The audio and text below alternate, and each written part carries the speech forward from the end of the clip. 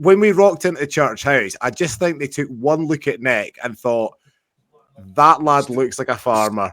Get him on the television. Yeah. Aye, he the welly bobs on. Grey, receding hairline, looks completely fucked off with selling cattle and sheep. That man is one broken gate hinge away from a meltdown.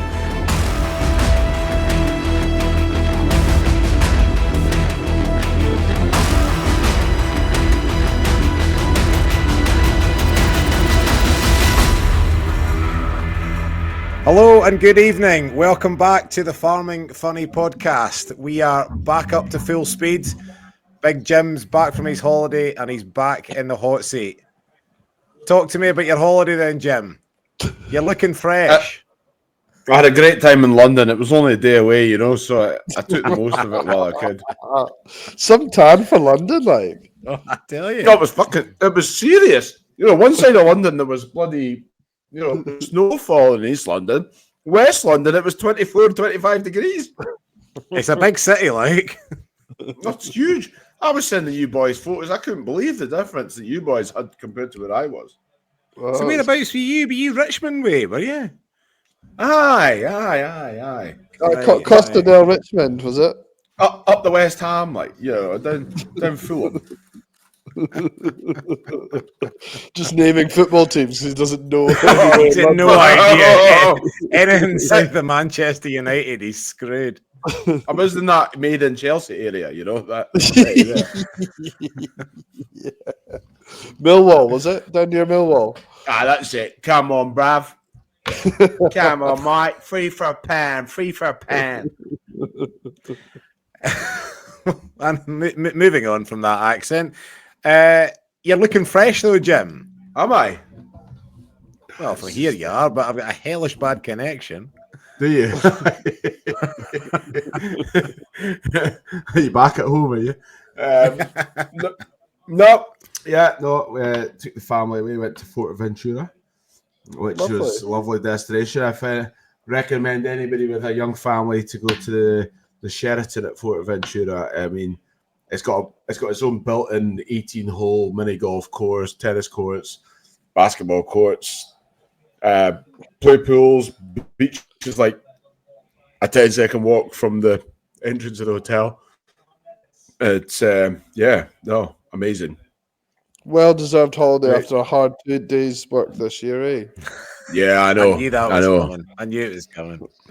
How was the first? How did Max get on his first holiday, or how did you guys get on with your first holiday with children? I loved it. Like both ways on the flight, didn't bat an eyelid. I mean, the pilot came in seriously hot into Fuerteventura. You know, it was one of those like Jet2 can't afford the decent pilots. You know, the cheap airlines get the dodgy pilots, and then you boy still needing his wings.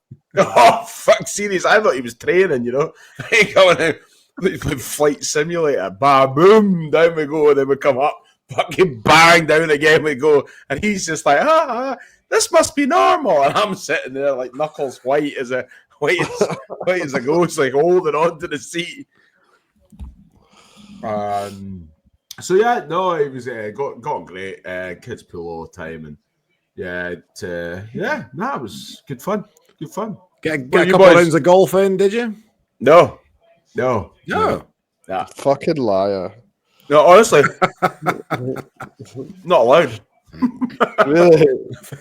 Nah, like by the time you get up, well, you get up at like 5:30 because the cot was like 3 feet from the bed. Aye. I'll give you a laugh, right? First night, because the time we landed, he missed his afternoon sleep. So by the time we got to the hotel and all that, it was like coming on to like 5 o'clock. So got him his tea. He started to get a bit cranky, you know, and like got him settled down in his pram. And with this like buggy thing that they can sit upright and it's like a stroller, but it's literally one little flick of a switch and it goes from upright to it drops down flat, so it turns into like a wee bed for them. So anyway, took him out for tea. We sat down at like 7. It was like a buffet type thing. Sat down at like 7. Ordered a couple of drinks. Went out and got our tea for the buffet. I came back halfway through our tea, about 4 sips out of my Magners, boom, just his first night ever sleeping not in his cot, erupted. And you know that panic as a parent when you're in a public area. And like a year ago, I was that person that judged. I was that person that was like, shut that child up, would you? Like, this is, I can't, how selfish are you to take a child to a restaurant when we're all here enjoying us? So I was like, right, Alex, we're out of here. I can't handle this. This is too stressful. bolted out the back door, through the complex of the hotel, back to the room at like, I don't know, 7:45, right? So, because he's in the cot right beside us, put him to bed, but lights off, everything off, got him settled down. Looked at Alex and I was like, what do we do now then? It's 7:48 on our first night of the holiday. And I was like, she was like, oh, I don't know. We could get like a bottle of drink and sit out the front of the room. I was like, yeah, I'll just go to bed. At like 8:00, first night, just lying in silence. Everyone's walking around the room with their iPhone torches on, trying to find stuff. And it just crawled in bed like, right then, night. I think it's fair to say every set of parents has been there. Like, as you say on holiday, you shut the lights off at like 8:30. What do we do now? Yeah. You can't even stick the TV on. I know. Yeah, good fun though. Good fun. But you So missed. what did you guys get up to? You missed a belter, Jim. Oh, you disappearing down a drain pipe at 5:00 at night? My man. What, did you have to go out for dinner Places or something again? people to see, places to go. You know Sandy, what I'm like, Jim. You've been with Nick and I, well, Nick 3 times, right? And one of the times you couldn't escape because we're on an island, okay? So you couldn't escape it. And the other 2 times, you used the same excuse twice. I mean, come on. I thought an intelligent man like you, going out for tea once, yeah, we can maybe give you away with that one. But to say you're going out for tea again, you only live 5 minutes down the road. I never said I was going out for tea. But John, genuinely, I could see it coming. Like, he was having so much fun, and I could just see, like, Sandy's the type of guy that's not going to let this go too much further. And I kind of said, it was kind of getting, we started about 1:00. It was kind of getting to the kind of 4:00 period. And I thought, I'll just make sure Sandy's in this for the long haul, seeing as I've travelled all the way down from Scotland to see him. And he goes, oh, no, I'm away at 5. I was like, what? What do you mean you're away at 5? He's like, oh, yeah, I've got the hoovering and stuff to do. I don't want to get on the wrong side of the missus.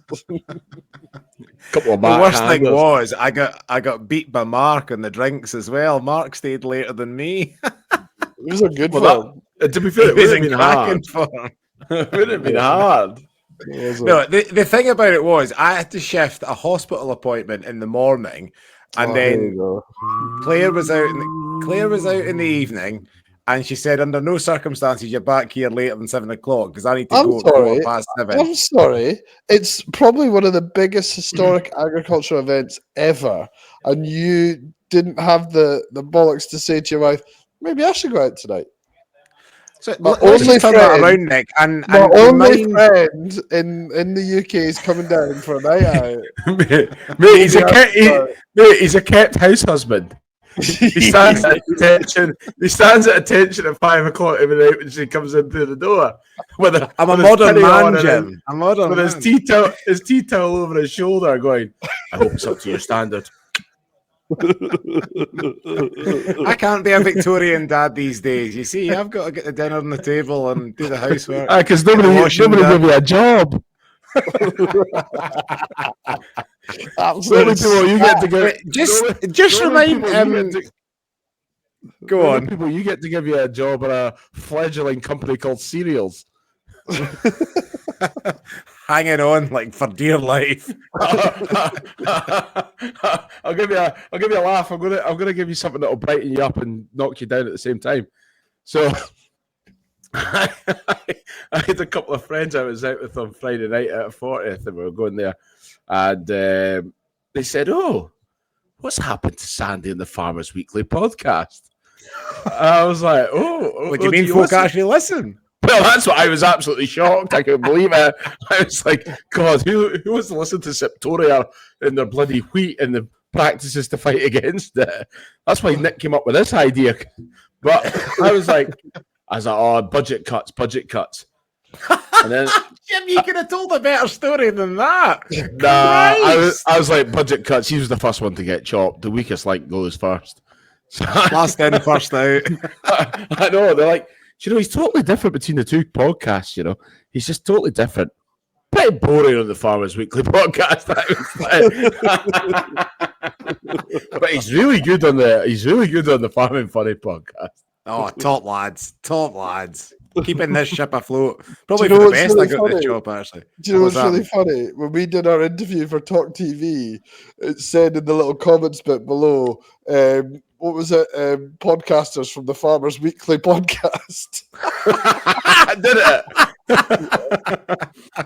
Oh, Nick, talk me through, for all the listeners that don't know, the lads got a bit of airtime when down in England, you see. So I was getting peppered with these photos of them standing beside the president of the NFU, and I was sunning myself. And people might not believe this, but the lads will maybe believe it.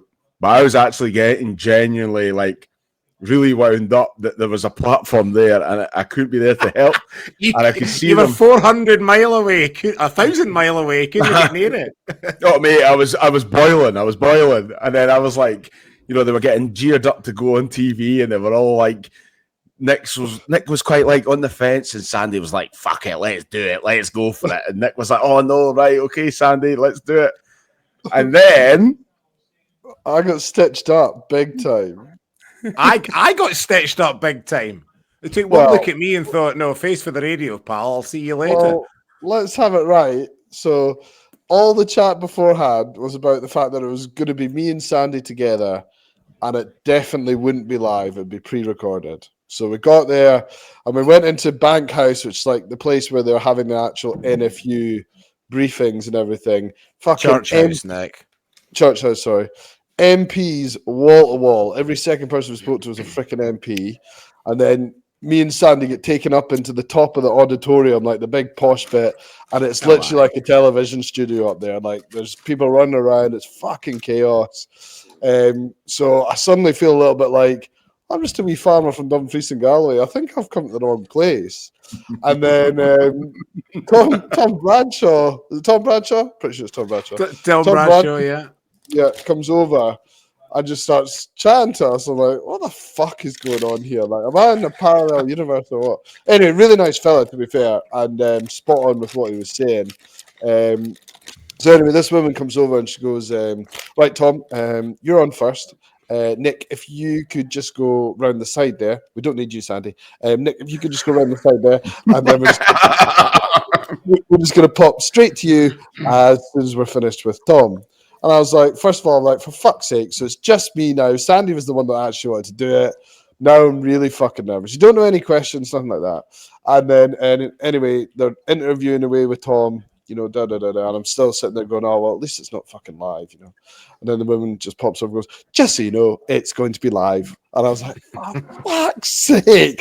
So suddenly, like, sweat's like dripping down the back of my neck. My legs go they just turn into like solid bits of concrete. I can barely stand. I'm like a jittering mess. He was in a world of trouble. Oh, was he? Was he? I would have loved to see that. He was shaking like a shitting dog up there.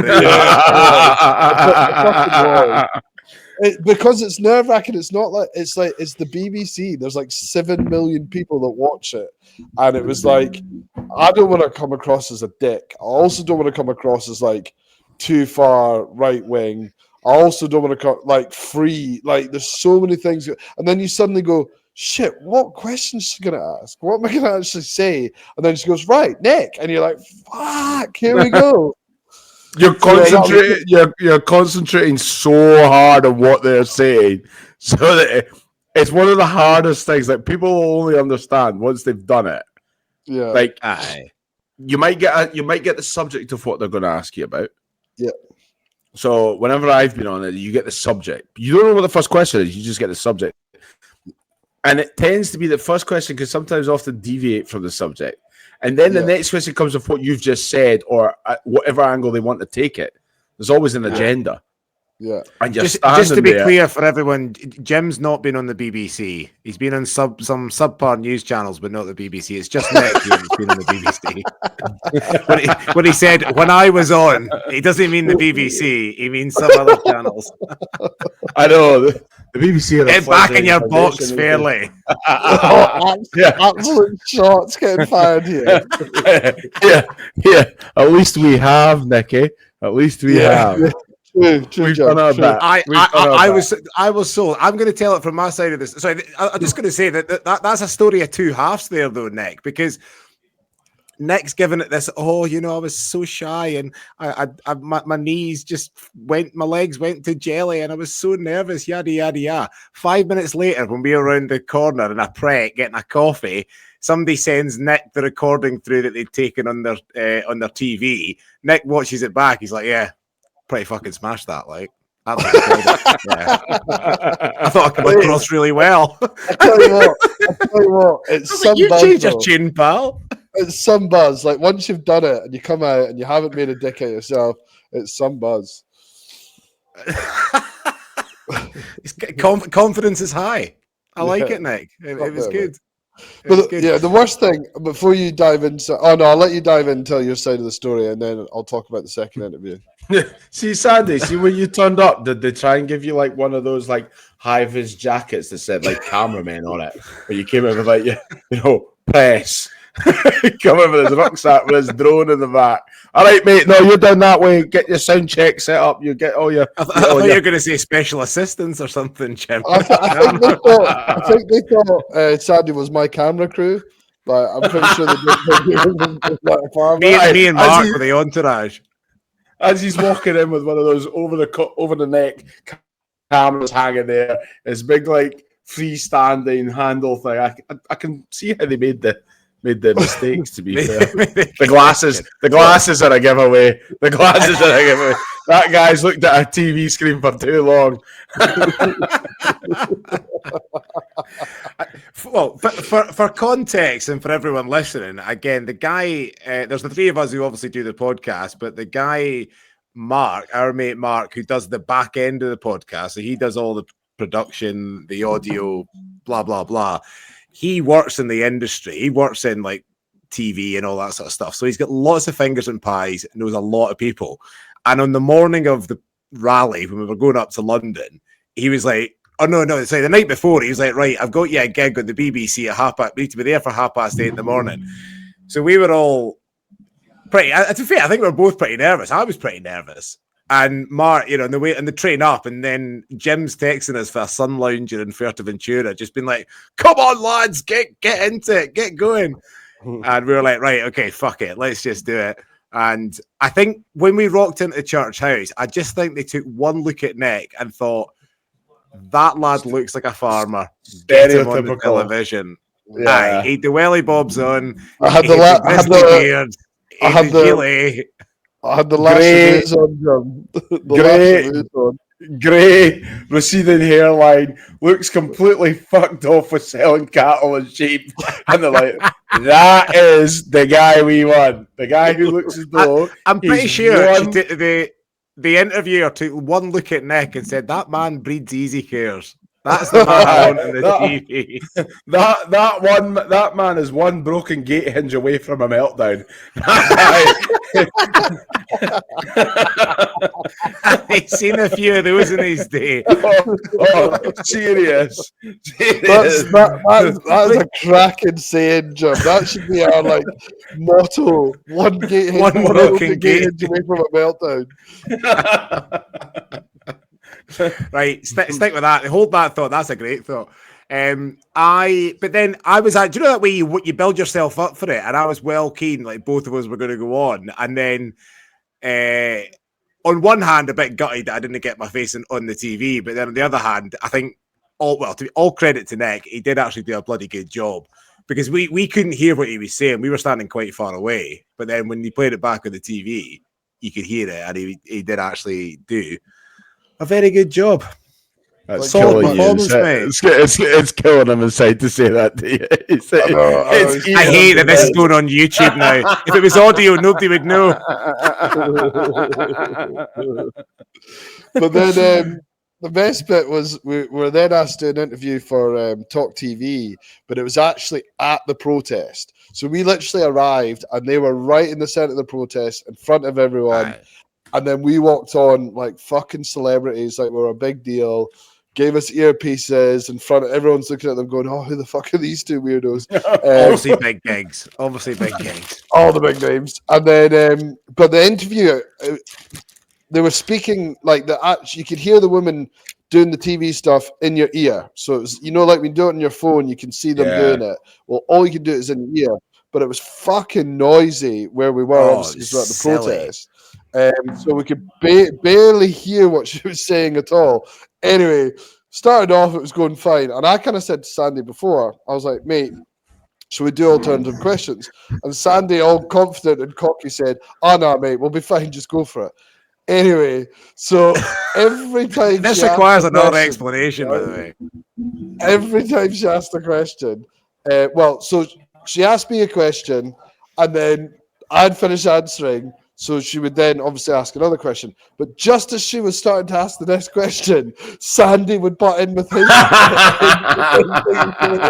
He did it three Every fucking question. And honestly, you could hear the frustration in the woman's voice, and I'm trying so hard not to piss my pants on camera. It was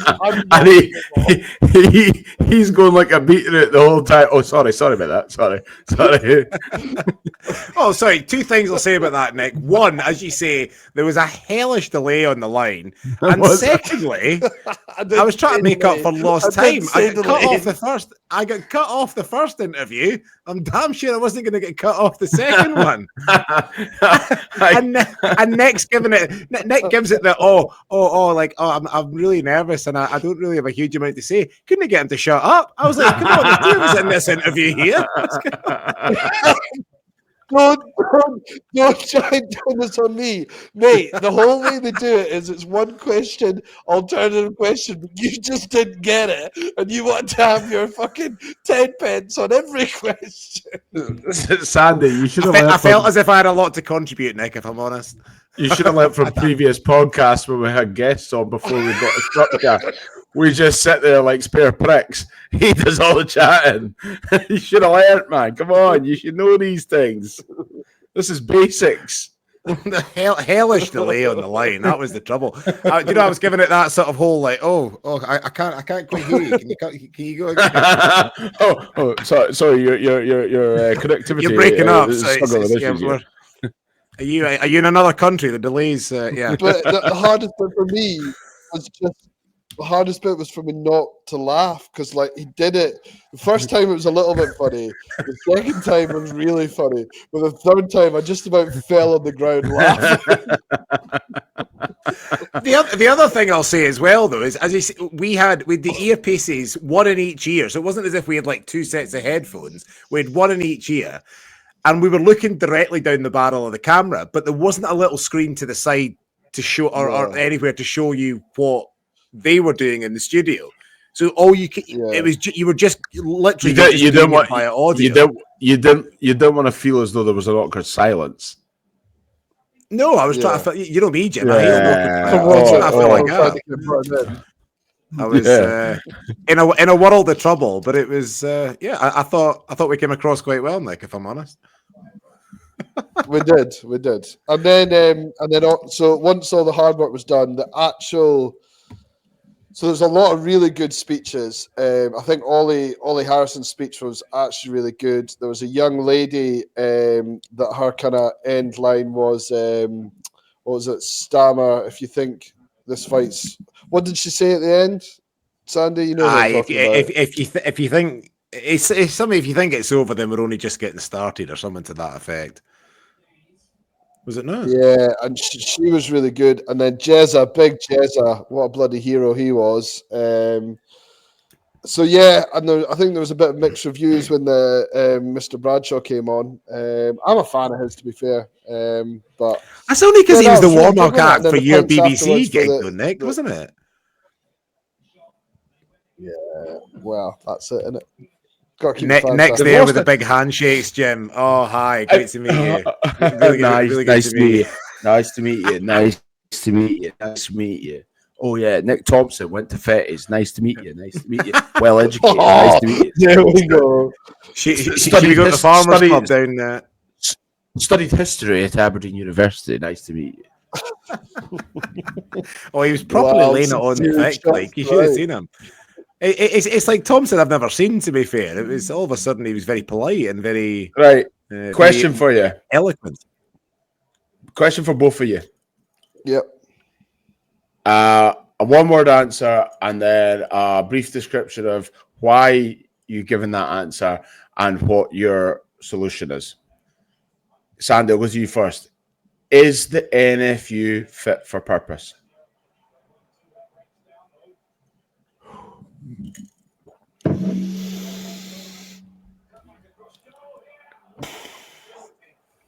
No.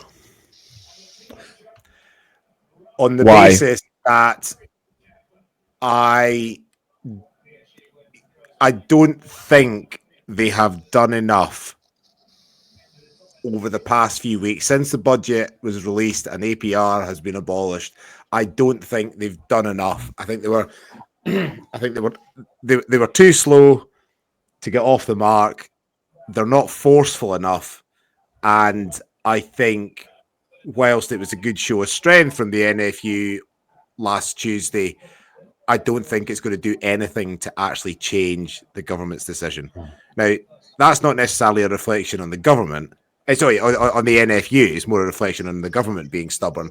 But when you look at all the other protests that have happened over the past 18 to 24 months, they've all been union-led, and they've all been incredibly more effective than the NFU one was. The fact that 5 farmers, okay, well-known farmers from around the UK, managed to get 50,000 people into London, that probably speaks more about them than it says more about the NFU than it does about them. So after last Tuesday, I don't think they are.